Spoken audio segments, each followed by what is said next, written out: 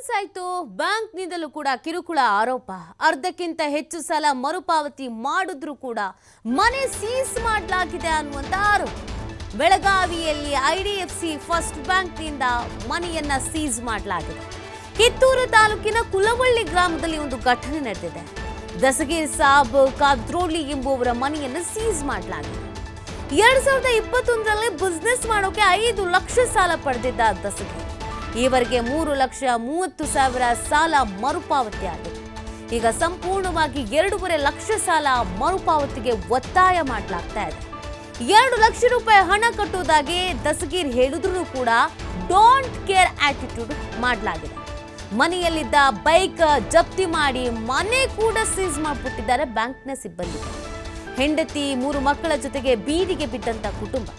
ಸರ್ಕಾರ ಸಹಾಯ ಮಾಡದೇ ಇದ್ರೆ ಇಡೀ ಕುಟುಂಬ ಆತ್ಮಹತ್ಯೆಯನ್ನ ಮಾಡ್ಕೊಳ್ಬೇಕಾಗತ್ತೆ ಅಂತ ಎಚ್ಚರಿಕೆಯನ್ನ ನೀಡ್ತಾ ಇದ್ದಾರೆ. ನೋಡಿ, ಇಲ್ಲಿವರೆಗೂ ಫಿನಾನ್ಸ್ ಕಾಟ ಆಯ್ತು, ಬಡ್ಡಿ ದಂಧೆಕೋರರ ಕಾಟ ಆಯ್ತು, ಈಗ ಬ್ಯಾಂಕ್ನವರು ಕೂಡ ದರೋಡೆಗಿಳಿದು ಬಿಟ್ಟಿದ್ದಾರೆ ಅನ್ನೋದು ಪ್ರಶ್ನೆ.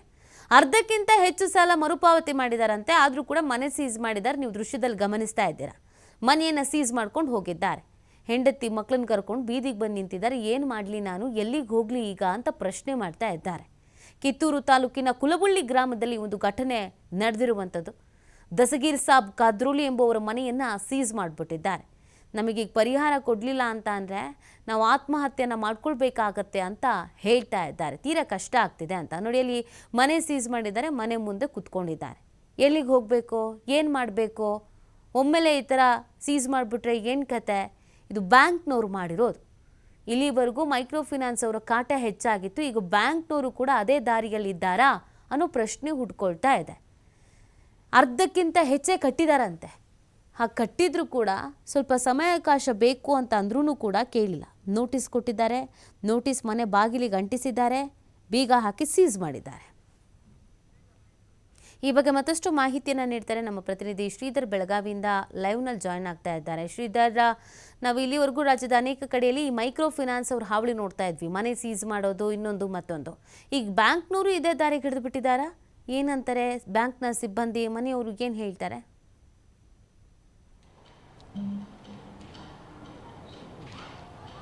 ನೀತಿ ಈಗ ಏನು ರಾಜ್ಯ ಸರ್ಕಾರ ಕಠಿಣವಾದಂಥ ಕ್ರಮಗಳನ್ನು ತೆಗೆದುಕೊಳ್ಳೋದಕ್ಕೆ ಮುಂದಾಗಿರ್ತಕ್ಕಂಥದ್ದು. ಆದರೆ ಬೆಳಗಾವಿ ಜಿಲ್ಲೆಯ ಕಿತ್ತೂರು ತಾಲೂಕಿನ ಕುಲವಳ್ಳಿ ಗ್ರಾಮದಲ್ಲಿ ಮತ್ತೊಂದು ಪ್ರಕರಣ ಬೆಳಕಿಗೆ ಬಂದಿದೆ. ಇದು ಜನವರಿ ಕೊನೆಯ ವಾರದಲ್ಲಿ ಆದಂಥ ಘಟನೆ.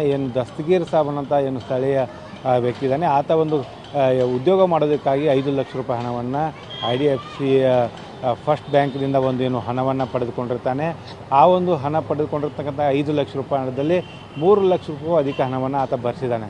ಆದರೆ ಇನ್ನೂ ಹೆಚ್ಚುವರಿ ಹಣ ಭರಿಸಿದ ಕಾರಣಕ್ಕಾಗಿ ಆತನ ಮನೆಯನ್ನು ಜನವರಿ ತಿಂಗಳಲ್ಲಿ ಬಂದು ಬ್ಯಾಂಕ್ ಸಿಬ್ಬಂದಿಗಳು ಅದನ್ನು ಸೀಸ್ ಮಾಡಿದ್ದಾರೆ ಅಂತ ಹೇಳ್ಬೋದು.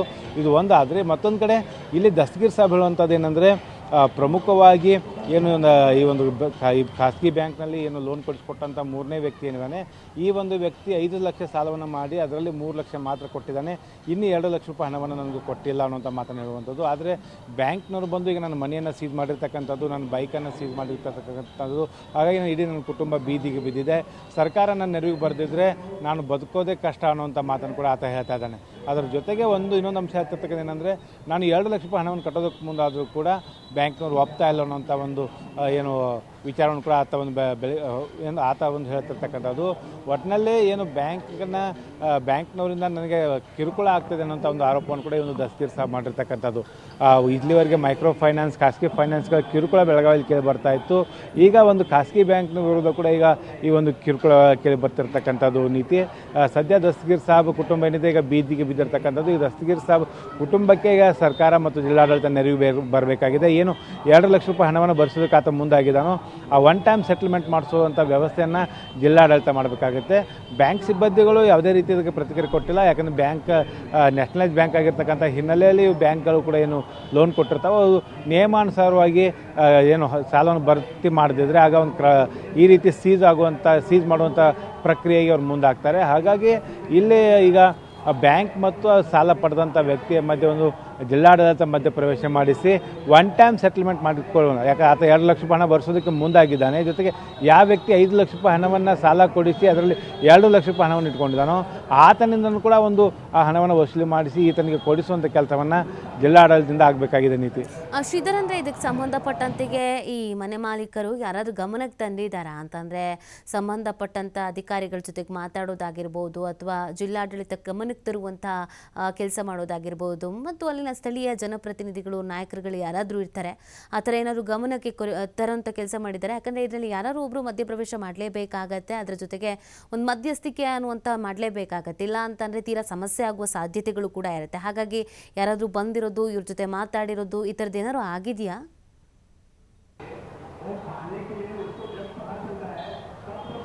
ನೀತಿ ಸದ್ಯ ಈ ಒಂದು ಪ್ರಕರಣ ಈಗ ತಡವಾಗಿ ಬೆಳಕಿಗೆ ಬಂದಿರತಕ್ಕಂಥದ್ದು. ಇದಕ್ಕೆ ಈಗ ಸ್ಥಳೀಯವಾಗಿ ತಕ್ಷಣವೇ ತಾಲೂಕು ಆಡಳಿತ ಸ್ಪಂದಿಸುವ ಕೆಲಸ ಮಾಡಬೇಕು. ಜೊತೆಗೆ ಈಗ ಏನು ಮಾಧ್ಯಮಗಳ ಮೂಲಕವೇ ಆತ ಒಂದು ವ್ಯಾಪಾರಸ್ಥ ಏನಿದೆ ಸರ್ಕಾರಕ್ಕೆ ಮತ್ತು ಸರ್ಕಾರಕ್ಕೆ ಮನವಿ ಮಾಡಿಕೊಂಡಿರ್ತಕ್ಕಂಥದ್ದು.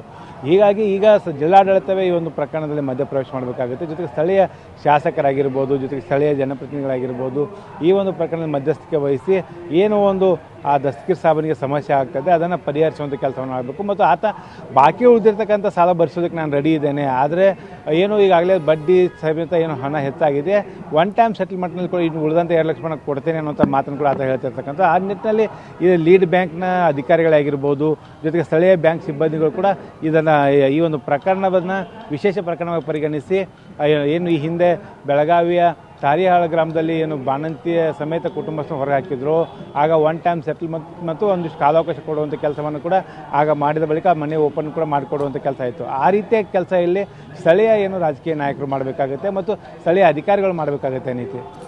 ಶ್ರೀಧರ್, ಈಗ ಸದ್ಯಕ್ಕೆ ಹಾಗಿದ್ರೆ ಅವರು ಎಲ್ಲ ಎಲ್ಲಿದ್ದಾರೆ? ಯಾಕಂದರೆ ನಾವು ನೋಡ್ತಾ ಇದ್ವಿ ಮಕ್ಕಳುಗಳೆಲ್ಲ ಇದ್ದಾರೆ. ಈಗ ಮನೆಯಿಂದ ಒಮ್ಮೆಲೆ ಹೊರಗೆ ಹಾಕಿರೋದ್ರಿಂದ ಸದ್ಯಕ್ಕೆ ಮನೆ ಮುಂದೆನೇ ಇದ್ರು, ಬಟ್ ಅವ್ರಿಗೆ ಏನು ವ್ಯವಸ್ಥೆ ಮಾಡ್ಕೊಂಡಿದ್ದಾರೆ, ಎಲ್ಲಿದ್ದಾರೆ, ಎಲ್ಲಿ ವಾಸ ಮಾಡೋದಕ್ಕೆ ಏನು ಜಾಗ ಇದೆ ಅಂತ?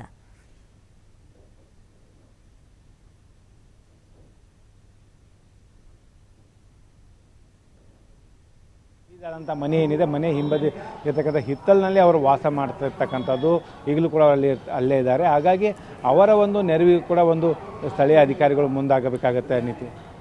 ಓಕೆ, ಥ್ಯಾಂಕ್ ಯು ಶ್ರೀಧರ್ ತಮ್ಮೆಲ್ಲ ಡೀಟೇಲ್ಸ್ಗಾಗಿ.